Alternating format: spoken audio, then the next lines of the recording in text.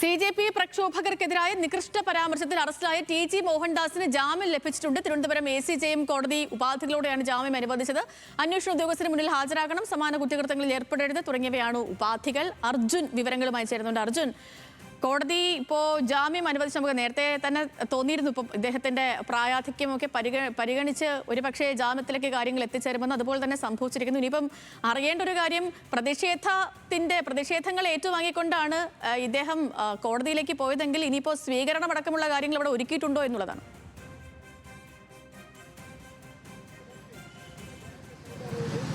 സേതു അല്പസമയത്തിനകം തന്നെ TG മോഹൻദാസ് പുറത്തേക്ക് ഇറങ്ങും. അകത്തേക്ക് കയറുമ്പോൾ വലിയ രീതിയിലുള്ള പ്രതിഷേധം ഉണ്ടായിരുന്നു SFIയുടെ. ഈ അദ്ദേഹത്തെ കൊണ്ടുവന്ന വാഹനത്തിന് മുൻപിൽ SFI പ്രവർത്തകർ പ്രതിഷേധവുമായി എത്തി. ഏതായാലും TG മോഹൻദാസിന് ഇപ്പോൾ കോടതി ജാമ്യം അനുവദിച്ചിരിക്കുകയാണ്. ഇപ്പോൾ പുറത്ത് പ്രതിഷേധമോ സ്വീകരണമോ കാണാനില്ല.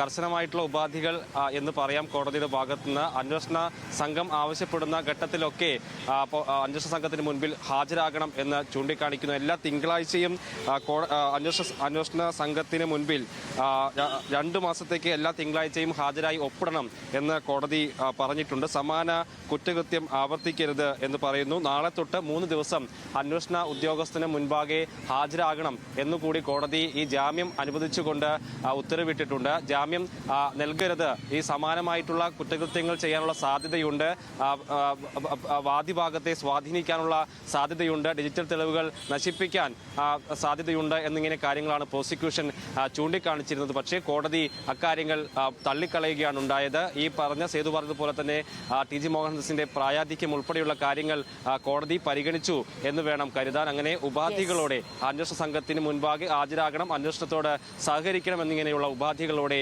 ജാമ്യം അനുവദിച്ചിരിക്കുകയാണ്.